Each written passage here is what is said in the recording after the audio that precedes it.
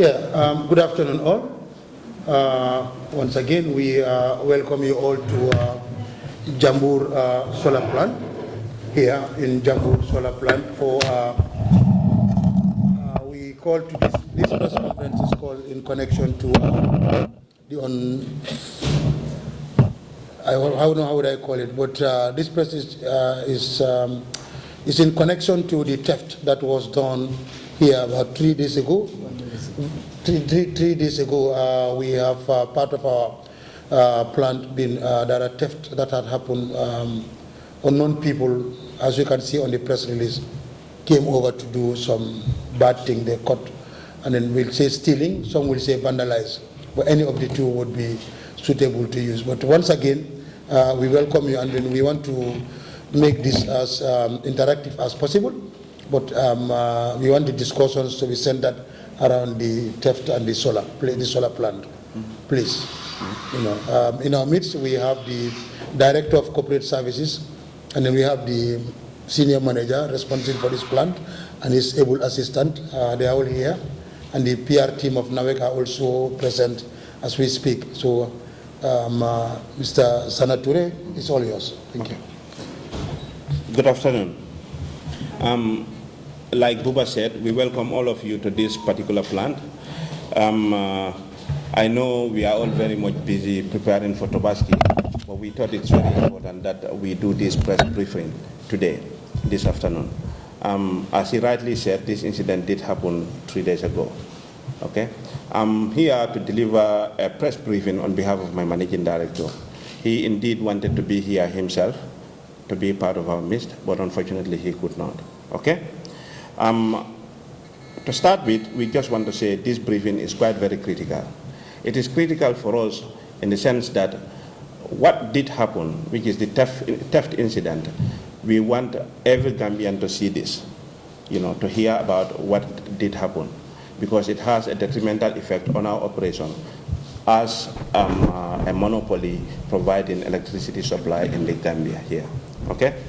The purpose mainly is for us to highlight the security threat, the cutting, and theft of the cables have on the solar plant in Jambur here, and to reinforce our collective responsibility, in preventing such incident going forward.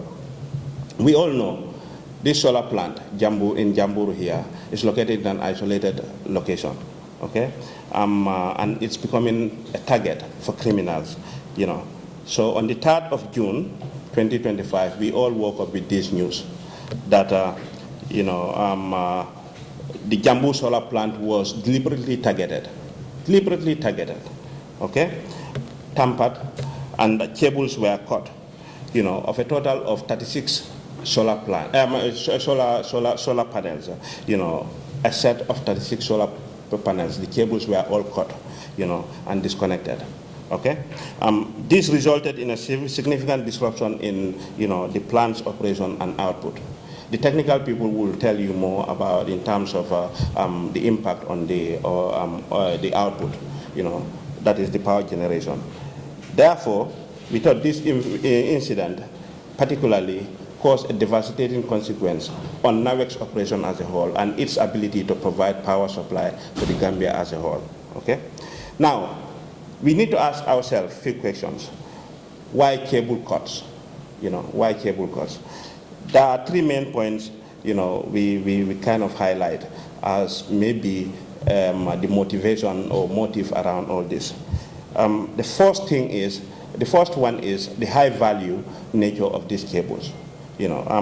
Criminals are now going into this because they think that these cables are valuables that they can sell in the black market and make monies out from it.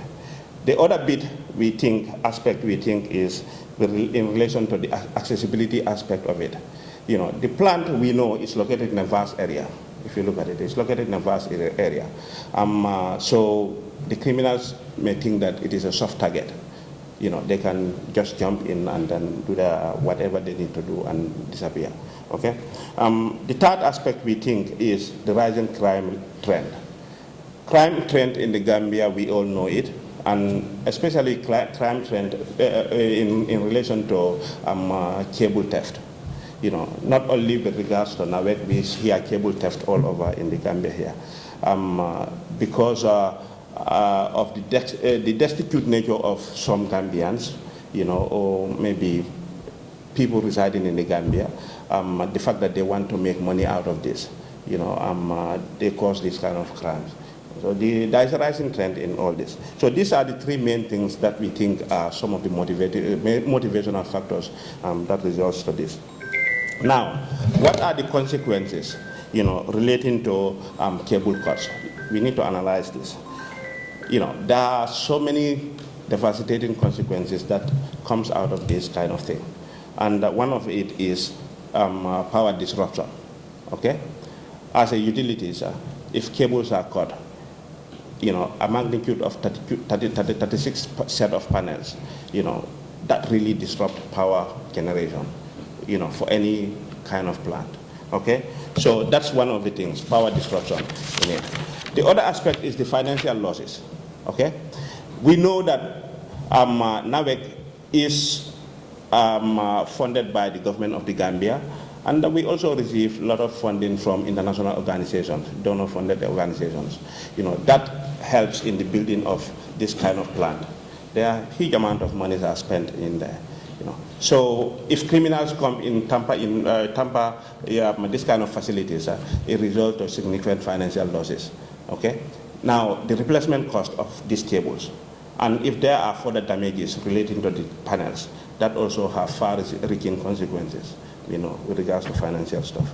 The third aspect, in terms of the consequence, is the health and safety aspect of it. The safety hazards. Okay. Criminals that are coming to Tampa or cut these cables,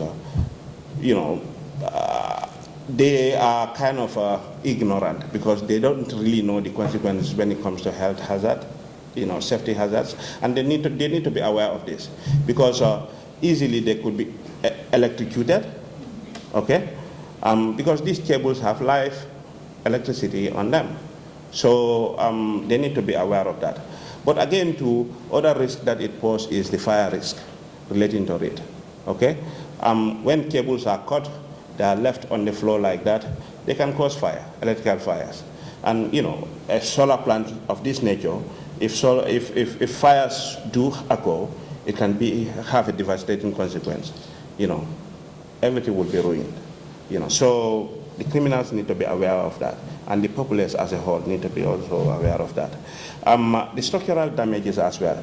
When you cut the cables, as you are doing this process, you can cause significant structural damages to the panel and the plant as a whole. So that is another aspect that needs to be taken into consideration. And the final consequence relates to reputational damage, which for me it's quite very significant. Okay, it is a reputational damage for NAWEC. It is a reputational damage for the country as a whole, because this is an asset for the country. Okay, if you look at projects like this being funded by donor-funded organizations, and criminals tampering on them there, or tampering on it in this kind of damages, have far-reaching reputational damages. Okay, so these are some of the consequences which we all need to be aware of, including the criminals that are actually doing this act. Okay. Now, in conclusion, we all know it is a collective responsibility, and that is how it should be taken as it is, in terms of safeguarding this particular plant. Okay, and we all should know clearly that such act have far-reaching consequences, ranging from financial stability to a whole host of things, including health and safety and reputational damages. So we call on everybody, to be quite very vigilant, and we should say no to this kind of thing, so that it will not be repeated again. That is why we call this press conference, for the whole country to know about what exactly happens, and then we can stand firmly together as a country and ward off this kind of attitude. Okay, thank you very much once again. Thank you very much. Words of wisdom. Yeah, and then in addition to that, before I hand the mic to Mr. Edward Jada, the senior manager generation, and also the plant manager. Yes, even this morning, we received a report from our boreholes. One of our boreholes called SS5 along the Salaji forest have been also vandalized today. And a week ago, borehole A12 was also vandalized. So it seems this thing is a trend, not only on NAWEC, but NAWEC is one paying the biggest price because we are the ones supplying electricity and water. As we speak today, the borehole been vandalized. It's a borehole that supplies 90,000 liters per hour.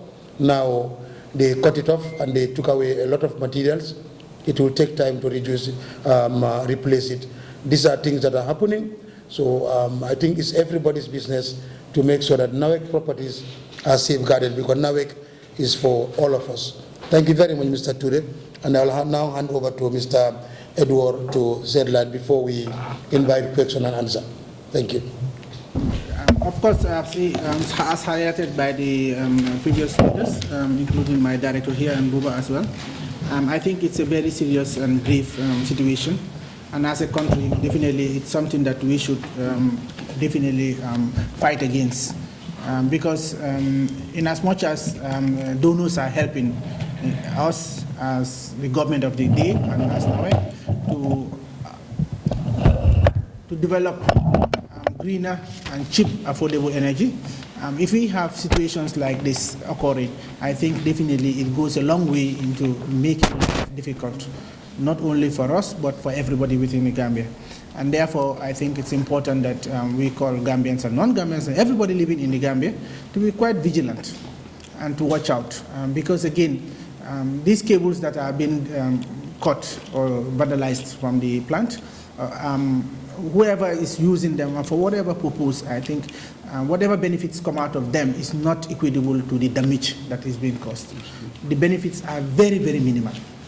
And even if they are, I don't think it even goes to the, to the benefit of the individual who does that. So I think that is the key note that we should take away from here, that we all, it's our collective responsibility, and we all should be vigilant in safeguarding our national assets. Thank you very much. What we have to say is the number of panels that are affected are 36 strings. 36 strings meaning 36 tables. And then each table consists of 28 panels. And all in all, we will say 1,008 panels are affected. 1,108 panels are affected that need to supply power, and they are prevented from supplying power simply because the cable that is connecting them are being disconnected. So it means we have lost some revenue during this period. And I'm urging all of us, as Gambians and non-Gambians, to desist from such a thing, so that we will maintain what we have on the ground. Because the Jambur Solar Plant is the first of its kind in this country, though there are smaller projects, but a bigger one like this one, this is the first time. So we need to maintain it as its standard, since it's a donor, so we need to maintain that. Thank you very much. Okay. Thanks for your question. Yes, if you look at criminals, the way they work is quite very fascinating, okay? But we already have security measures in place in this country. We have own security guards, and then we also have the government security guards, the paramilitaries. They are based here as well, okay? So that can tell you much in terms of the security arrangement, okay? And if you look at also the perimeter fence around this plant here, it is all fenced, fully fenced with barbed wires on top. We still think there is more security measures we need to take, including the building of towers at the very corners, looking at the vast nature of this plant. Those are some of the activities we will be embarking on, going forward, because we think with the fact that we have this particular incident, we think having a tower around all the corners would really serve as the preventive measures, because people will be up there, then they can see vast area. Currently, we don't have any such high, positions to observe. but having that would add on to it. We have CCTV cameras also in place. We have them in place here. Unfortunately, we played the CCTV footage. It was dark, so very little we can see from it. So maybe we also have to reinforce the lighting system around, to ensure we have a better lighting system. So this is a government asset. Again, we will engage the government more in terms of, upgrading or enhancing the security situation. Maybe they need to add more men, on the ground in terms of securities. Okay? I hope that answered your question. A plant with a 8 megawatt hour battery that generally works virtually through the day and then for most part of the day. And of course, it has been working since December 2023 to date. And of course, unfortunately, this incident that happened has rendered almost approximately, I would say, about 1 megawatt out of the usual produced power, which is about, let's say, 22 megawatt peak. So this is the result of the damages that were done on the site. What was the next question? Yes, actually the impact, the team on ground and with the contractor as well as the NAWEC team on ground were fast to react, and as of now, today, this moment, as we are holding this, efforts have been made almost to rectify or reinstate the plant to its full operation. That we can gladly say that it has been resolved. However, I think what is important is that moving on from this point is to ensure that this never happens again. And of course, the investigations are ongoing at the moment. Of course, there were preliminary incident report that was conducted, but then the investigations are still with the police, and I think we will have to wait for that. Thank you. Look into these disruptions rather than outside, and also you talk about CCTV being here or it's dark, and NAWEC is an electricity supply institution. Is it possible that you don't have enough light to supply here as a security means of safeguarding this plant or institution? Thank you. Okay. Thank you very much for that. I start where you ended. That is the lightning. Yes, the facility have enough lights. What is happening is, like, this we are talking of a system that is hosting almost 41,000, over 41,000 panels. Okay, but if you look at the perimeter, it's all been, lightning is there. Within the panels, inside, there is no light, because normally you wouldn't need light inside the panel. But as the director said, now we are also thinking of reinforcing it, maybe putting more lights, and then trying to put security towers. That way, if you are sitting up the tower, at least you can see over 200 meters from that tower. That is happening. On the side of the vandalizing from the boreholes, yes, that one is have been ongoing for the past 10 years, as of record. Sometimes in a month we'll have 4 or 5 boreholes vandalized, and it is only once that somebody was caught and was taken to court, was only jailed for 11 months and released. So we are not the judges, we don't make the laws. When we caught them, we can only take them to the police. But after that, we didn't catch or caught anyone yet. But as I'm saying, the nature of it, the way it is happening, it is very frequent now.